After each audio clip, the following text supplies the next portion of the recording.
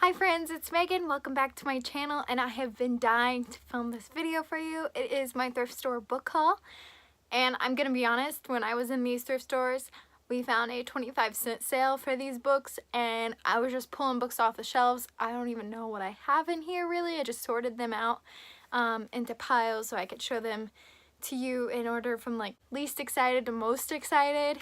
And I'm just so excited to show you all of my book haul and thrift store finds. So first of all, I'm gonna go through my pile of like nonfiction, like empowering books and biographies and books like that. First we have 211 Things a Clever Girl Can Do by Bunty Cutler. Don't even know, I couldn't tell you why I grabbed half of these books, but it looked fun. I mean, there's things in here like how to churn butter, because I'm gonna need that right now, you know? How to replace an electrical socket. How to entertain unexpected guests, how to make a garden in a bottle, and you know, maybe there's something in here that I'm gonna love someday, so guess that's why I grabbed it. It was 25 cents, I couldn't help myself, so that's where it happened. And then we have Nice Girls Don't Get the Corner Office by Lois P. Frankel, PhD, and I grabbed this book just because I do want to own my own business someday, so reading these types of books I'm sure will inspire me somehow. We'll see, we'll see. Next I have Scrappy Little Nobody by Anna Kendrick, and Anna Kendrick is one of my favorite actresses. She's in Pitch Perfect. Oh look, Pitch Perfect's right there. But yeah, I did decide to pick this up. I saw it on Audible and I definitely considered getting it in an audiobook, but then I saw it for 25 cents at Goodwill and I was like, okay, my mind is made up. Next we have The Power of a Positive Woman by Carol Ladd, and I do strive to be as happy and positive as possible and to resonate that positivity to others and to just be kind and be a good person. So maybe this will inspire that even more, we'll see. Next we have Girl Wash Your Face by Rachel Hollis, and I've seen this book in Target so many times. I've seen it on Audible, I've seen it on bestseller lists, and when I saw it at Goodwill for 25 cents, I was like, it's mine! I'm dying to read this, and I do think I'll be very inspired by it, and I'm just dying to start reading this. Next we have Dancing Through Life by Candace Cameron Bure. And if you don't know, this is DJ Tanner from Full House, which was one of my favorite shows as a kid. So I thought this might be interesting. Don't know that much about her, but I'm interested to learn more. Lastly, in the biographies, we have Who Was Walt Disney? And if you don't know, I actually worked at Walt Disney World twice, and I am so inspired by this man. Whenever anyone asks if there's one person you could meet and have dinner with, my answer is always him. This man has influenced my life so much more than he will ever know, because obviously he's no longer with us, but any chance I get to learn more about him, I grab. So I'm so excited to read this, and yeah, I'm getting actually a little emotional because I love Disney so much and I love what they stand for, but the working at Disney just wasn't for me, and if you want me to go into that, I'd love to, but I'm still so inspired by his message and his story, and I still want to learn as much about this as I can. Next we have some plays I found, which are by Shakespeare. We have The Taming of the Shrew, which is the like annotated or like the Shakespeare's text as it says on the cover. Shakespeare's text on the left, modern rendering on the right. And being a theater major, I'm always interested in reading Shakespeare or any classical plays that have a modern revising, just so I can like understand what's going on. I actually did one of Catherine's monologues from Taming of the Shrew for my acting class, so I'm definitely interested to delve more into this play. And my next Shakespeare play is Hamlet, and this one is I'm so like offended with myself for not knowing these plays as a theater major. I know the basic premise, but I've never sat down and read it, so I'm always interested in picking these up and reading them and learning more about what this story is in a modern text, just because even as a theater major it's hard to understand what Shakespeare is saying, let's be honest. My next books are actually just collections of stories or things of that nature. My first book from this pile is True Adventure Stories, Daring Exploits of the World's Greatest Adventures by Paul Dowsell and Gil Harvey. I'm always down for a good adventure story, especially if it's true. Let's get into this. I'm definitely excited to read this and to learn more about like non-fictional adventure stories, and yeah. My next in this pile of books is Gods, Demigods, and Demons, an Encyclopedia of Greek Mythology. And I'm actually like super into learning more about Greek mythology. Hercules is my absolute favorite Disney movie, and I'm always down to learn about mythology. I took a mythology class when I was in like middle school, and I was so fascinated by it all. So just to like learn more about it is always intriguing to me. So I'm definitely excited to read this. Even though it is an encyclopedia, maybe I'll just like reference it if needed. And lastly in this pile is Strange Things Sometimes Still Happen by Angela Carter, and this is a collection of fairy tales from around the world, and I'm always inspired to read fairy tales from around the world just because that is where Disney gets their inspiration to write their stories. So I thought maybe I could get inspiration to do a little something, maybe, who knows. My next grouping of books is going to be books that kind of just looked intriguing to me. I'll try to read the synopses of these books and give you a better idea of what they're about, but these are just books that they were 25 cents. I pulled them off the shelves. They're in my hands now, and I guess we'll just go read them. We have The Lost Symbol by Dan Brown, who is also the author of the Da Vinci Code. I've never actually read the Da Vinci Code, but I'm definitely inclined to pick it up now, just so I can read that and read this book and just get a feel for his writing and see if I like it. So actually I do need to pick up the Da Vinci Code, because from the like first few lines of the synopsis it does sound like this is a sequel to the Da Vinci Code. I'll read it to you and let me know what you think. In this stunning follow-up to the global phenomenon, the Da Vinci Code. Yeah, I don't know. I don't want to read any further in case it does spoil anything for me, but now that inclines me even more to pick up the Da Vinci Code. Let me know down below if you think the Da Vinci Code is worth picking up, or if I should just kind of let this go based on like what book taste you know I have, if you think that this is my taste. Next we have The Carrie Diaries by Candace Bushnell, and I know that this is a Netflix and or TV show of some kind, so I was interested to pick this up. I don't know really that much about it. I don't really know that much about like any of these books that I have in this grouping, so let me read the synopsis. Oh, so basically from the first line I'm gathering that this is a prequel to Sex and the City. I don't know anything about Sex and the City, but I'll give this a shot, I guess. Next we have The Wish Tree, which just looked like a cute little book. I love the cover art. It's beautiful. This is actually a story told from the perspective of a tree.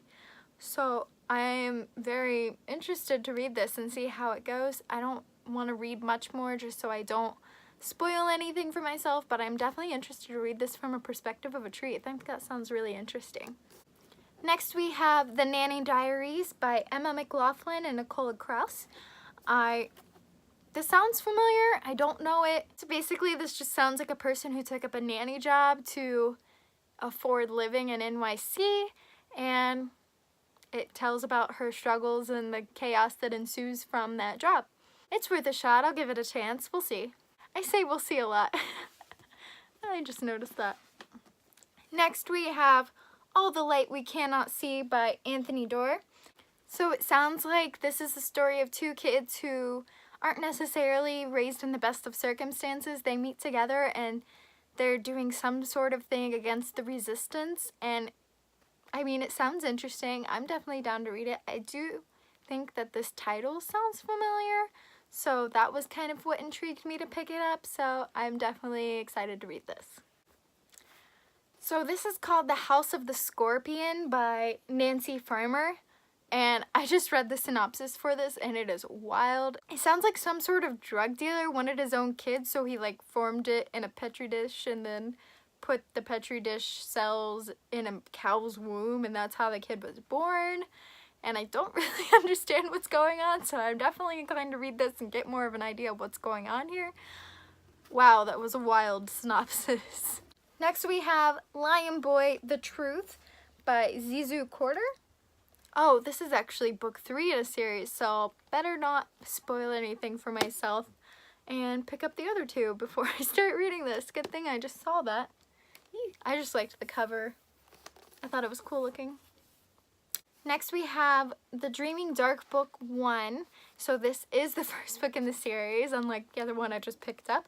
And it is called The City of Towers by Keith Baker. So this just sounds like a fantasy adventure book, which is all what I'm for, and I'm excited to read this. It's about 4 soldiers who only know war and they're forced to live in a time of peace. And then people start showing up dead and no one knows what's going on. And they're forced to like fight for their lives and stuff like that. So this sounds like a good book and I'm excited to read it. Maybe I'll check it out on Goodreads or anything like that, get a better feel of what's going on, but I do think that this might be something I'm interested in. Next we have The Girl Who Circumnavigated Fairyland in a Ship of Her Own Making by Catherine M. Valenti. Hope I pronounced that right. And it does look like, oh good, it looks like it's the first in the trilogy of this book, and I guess it's about a girl who discovers and explores fairyland. So, and all the chaos that ensues with that. And it looks like a good middle grade sort of book to read, an easy read. If I'm ever feeling like I just need a quick read, I bet this would be a good one to pick up. So this one is called Wicked Lovely by Melissa Marr, and the very first words of the synopsis are rule number 3, don't stare at invisible fairies. And I really don't want to read much more because I'm already excited reading just those words, and I don't want to spoil anything more for myself. Even in the synopsis, I really enjoy going into books not knowing what's going on.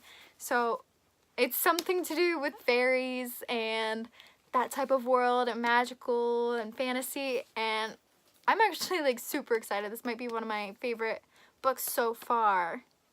There's definitely books that I have still to show you that are like the ones I'm most excited about, but this is my favorite one so far, I'd say. Next we have When It Happens by Suzanne Colasanti, and this is told from the perspective of both Toby and Sarah, and it's about Toby wanting to meet this girl and talk to her and get to know her. And it sounds like a contemporary, sounds like a romance. Not necessarily up my alley, but again, these were 25 cents and I'm willing to give it a chance for 25 cents. It's not gonna hurt. Next we have The Girl Who Played with Fire by Stieg Larsson. And this is the same author who wrote The Girl with the Dragon Tattoo, so I'm interested to read this. I do think it might be a thriller, which I'm not thrilled about. Okay, yeah, that was bad. Anyways. I do think it might be a thriller, so we'll see if I actually stick to it because I'm not totally into thrillers, but I'll give it a chance. Next we have Damned by Nancy Holder and Debbie Vigee. I don't really know if I'll keep this one after like checking it out. It's part of the series called the Wicked series. Yeah, it's about vampires and I'm not entirely into that genre of like vampires and stuff. I think I just have a bad taste from Twilight. Vampires aren't necessarily my favorite creatures in the fantasy and mystical genre, so I don't know if I'll be keeping this one. Yeah. So next we have Extraordinary by Nancy Worlin, and I read the synopsis. It does sound like it is a sequel, so I keep grabbing sequels. I don't know what's going on. But it does sound like it's a sequel to a story called Impossible, but it is set in a fairy world. The short synopsis on the back is, what does it mean to be extraordinary? In this tale of love, loyalty, and the fairy realm, the lives of 2 best friends depend on the answer. So it definitely sounds interesting. Maybe I'll grab Impossible at the library, see what I think of it, and then read this. And yeah. Next we have The Girl Next Door by Jack Ketchum.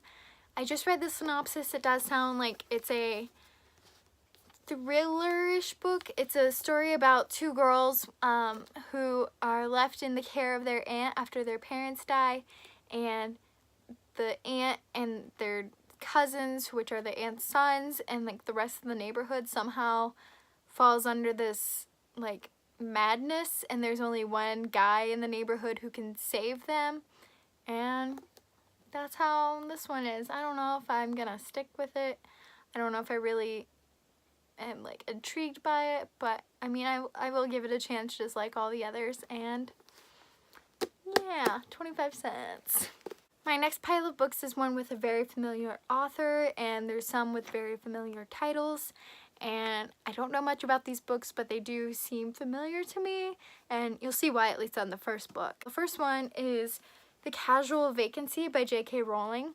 I don't know anything about this book, not a single detail about this book, except that it's by J.K. Rowling, and yeah, we all know J.K. Rowling, so I'm interested to see what this book is about. I don't want to read much about this. I don't even know if I'll like it, but it is by J.K. Rowling, so I'm going to give it a chance. Next we have Miss Peregrine's Home for Peculiar Children, and this is by Ransom Riggs. I've heard mixed reviews about this book, but it is familiar, and there is a movie about it. I just never watched it, never read it, but it does sound interesting, so I'm going to check it out. And lastly in this pile we have The Time Traveler's Wife by Audrey Niffenegger. I think that's how you pronounce that. I don't know. But it is a movie as well. I actually haven't heard anything about this, but it's well talked about. I've just never heard a review about it, whether it's good or bad. But if they made a movie about it, I'm guessing it's good. So I thought I'd check it out and go ahead and read that. My next pile of books are books that either add to or complete a series of books that I already own. So just to get into them, we have Kingdom Keeper's Adventure, The Syndrome, and this is one of the books of the Kingdom Keeper series, which if you don't know is a series set in Disney World, and it's about like people taking over Disney. I haven't read the series yet because I do want to collect all the books before I start reading it, just so I'm not struggling to get books in time to start reading the next one. Yeah. We have City of Fallen Angels by Cassandra Clare, and as you all know, this goes as part of the Shadowhunter series. I was actually able to find 4 books to the series that Percy Jackson is from. So we have The Lightning Thief, The Titan's Curse, The Sea of Monsters, and The Lost Hero. All 4 of those are part of Percy Jackson's world, and I do want to collect that whole series. Then we also have the second book of the 5th wave, which is The Infinite Sea by Rick Yancey. Also, the Percy Jackson books are Rick Riordan, but I think everyone knows that. So The Infinite Sea goes along with the 5th wave. And then we have The Isle of the Lost by Melissa De La Cruz. I already have, I believe, Return to the Isle of the Lost. And then to complete the series, I just need one more book, which is Rise of the Isle of the Lost. I love the Descendants series movie on Disney Channel. I love Dove Cameron. She's one of my favorite actresses. And yeah, I love this series, so I wanted to read it. And my next books are the ones I'm most excited about. There's a few in here that I'm a little less excited about, like Anne of Green Gables. I watched Books with Chloe, and she loved the audiobook for this, which was, I believe, narrated by Rachel McAdams, if I remember correctly, but she really loved Anne, so that's why I picked this up.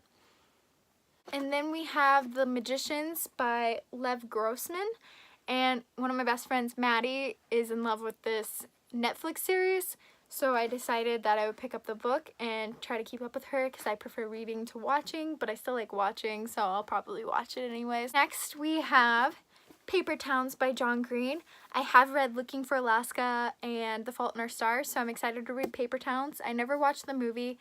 Again, I just prefer to read books before watching, so I was excited to find this for 25 cents. Next we have Aristotle and Dante Discover the Secrets of the Universe, and from what I remember, this is one of Chloe's from Books with Chloe's favorite books, so I was super pumped when I saw this, and I immediately grabbed it because I want to read it. Yeah. This one is kind of more of a joke book, but I was cracking up when I saw it. It's The Bro Code from How I Met Your Mother, and it's by Barney Stinson.